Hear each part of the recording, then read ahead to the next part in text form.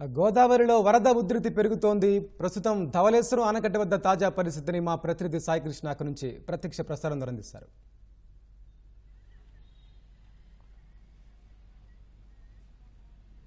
వెంకటేష్, గోదావరిలో వరద ప్రవాహం క్రమక్రమంగా పెరుగుతోంది. గత 3 రోజులుగా భద్రాచలం నుంచి భారీ వరద నీరు గోదావరికి చేరుతోంది. రాజమహేంద్రం వద్ద ఇవాళ భారీగా మరింతగా గోదావరి ప్రవాహం పెరిగింది. ధవళేశ్వరం ఆనకట్ట వద్ద ఉధృతిగా గోదావరి ప్రవాహం కొనసాగుతోంది. ప్రస్తుతం ఆనకట్ట వద్ద 11 అడుగుల నీటి మట్టం ఉంది. సముద్రంలోకి 8,80,000 క్యూసెక్కులు పైగా ప్రవాహం దిగువకు విడుదల చేస్తున్నారు. భద్రాచలం నుంచి తెలంగాణతో పాటు మంజీరా, అలాగే ప్రాణహిత, శబరి పరివాహ ప్రాంతం అంతా గోదావరిలో భారీ వర్షాలు కురవడంతో ఆ వరద నీరంతా గోదావరిలో చేరుతుంది. చిట్ట చివరి ఉపనదైన శబరి నుంచి కూడా ప్రవాహం వస్తోంది. ప్రస్తుతం ఈ భద్రాచలం వద్ద ఉదయం కాస్త తగ్గిన గోదావరి మళ్ళీ క్రమంగా పెరిగింది. ప్రస్తుతం అక్కడ 44.4 అడుగుల పైగా భద్రాచలం వద్ద ప్రవాహం ఉంది. అదంతా దిగువకు విడుదల చేస్తున్నారు. పోలవరం ప్రాజెక్ట్ నుంచి కూడా ఉధృతిగా గోదావరి ప్రవాహం దిగువకు వస్తోంది. ప్రస్తుతం మనం చూడవచ్చు, ధవళేశ్వరం ఆనకట్ట వద్ద 4 ఆర్ములు ఉంటాయి. ధవళేశ్వరం, ర్యాలీ, మద్దూరు, విద్యేశ్వరం ఈ 4 ఆర్ములకు 175 గేట్ల ద్వారా దిగువకు కోనసీమలోకి వరద నీరు విడుదల చేస్తున్నారు.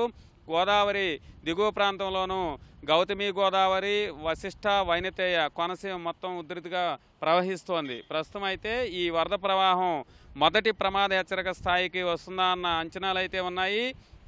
11 అడుగుల నీటి మట్టం ఉంది. 11.75 అడుగుల నీటి మట్టం ధవళేశ్వరం ఆనకట్ట వద్ద చేరితే మొదటి ప్రమాద హెచ్చరిక జారీ చేస్తారు. అప్పుడు వరద నీరు 11 లక్షలకు చేరుకుంటుంది. ప్రస్తుతం అయితే అంత స్థాయి వస్తుందా అనేది మాత్రం ఒక జలవనరుల శాఖ అధికారులు పరిశీలన చేస్తున్నారు. ఎగువ ప్రాంతాల్లో వర్షాలు కొనసాగితే మాత్రం గోదావరిలో వరద ప్రవాహం మరింతగా పెరిగే అవకాశం ఉంది. ప్రస్తుతం కోనసీమలో లంక గ్రామాల్లో ఈ వరద ఉధృతిలోనే లంకవాసులు పడవలో ప్రయాణం చేస్తున్నారు. పి గన్నవరం మండలంలో జీ పెదపూడి లంక, బూరుగుల లంక, అనగరవారిపేట, అలాగే జీ పెదపూడి లంక మొత్తం 4 లంక గ్రామాల్లోనూ ఈ మొత్తం పడవల్లోనే వశిష్ట గోదావరి పాయల్లో రాకపోకలు సాగిస్తున్నారు, ప్రయాణిస్తున్నారు. అట్లాగే పశ్చిమ గోదావరి జిల్లా పరిధిలోని డాక్టర్ బిఆర్ అంబేద్కర్ కోనసీమ జిల్లాకు సరిహద్దుగా ఉన్నటువంటి 7 లంక గ్రామాలు, అయోధ్య లంక నుంచి కనకాయ లంక వరకు కూడా మొత్తం 7 లంక గ్రామాల వాసులు పూర్తిగా ఈ వరద నీటిలోనే దాటి డాక్టర్ బిఆర్ అంబేద్కర్ కోనసీమ జిల్లాలో వైపు వాళ్ళు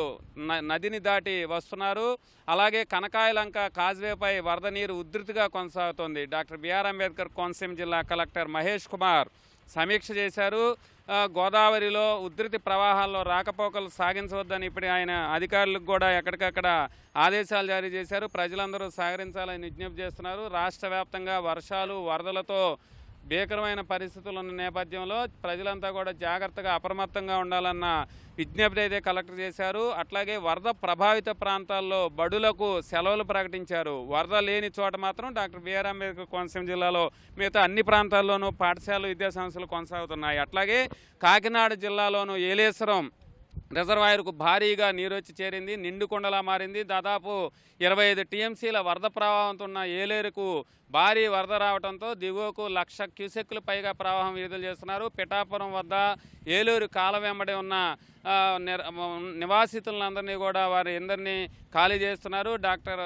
కాకినాడ జిల్లా కలెక్టర్ షణ్మోహన్ మొత్తం పరిశీలన చేశారు. అట్లాగే తూర్పుగోదావరి జిల్లాలో నిన్న కురిసిన భారీ వర్షాలకు లోతట్టు ప్రాంతాల్లోని వరి పంట నీట మునిగింది. సీతానగరంతో పాటు ఉండ్రాజవరం, కొవ్వూరు, నిడదవోలు, గోపాలపురం నియోజకవర్గాల్లోని లోతట్టు ప్రాంతాల పొలాలు నీట మునిగాయి. సీతానగరంతో పాటు రాజానగరం మండలంలోనూ కొన్ని చోట్ల వరద నీరు చేరింది. ఇంకా భారీ వర్షాలు కురిస్తే మాత్రం వరి పంటకు ఉమ్మడి తూర్పుగోదావరి జిల్లాలో తీవ్ర నష్టం వాటిల్లే అవకాశం ఉంది. 3 జిల్లాల కలెక్టర్లు కూడా సమీక్ష చేసి వరదతో పాటు వర్షాలపై ఎప్పటికప్పుడు అధికారులకు ఆదేశాలు జారీ చేస్తున్నారు. కెమెరామెన్ రమేష్తో సాయికృష్ణ, ఈటీవీ న్యూస్.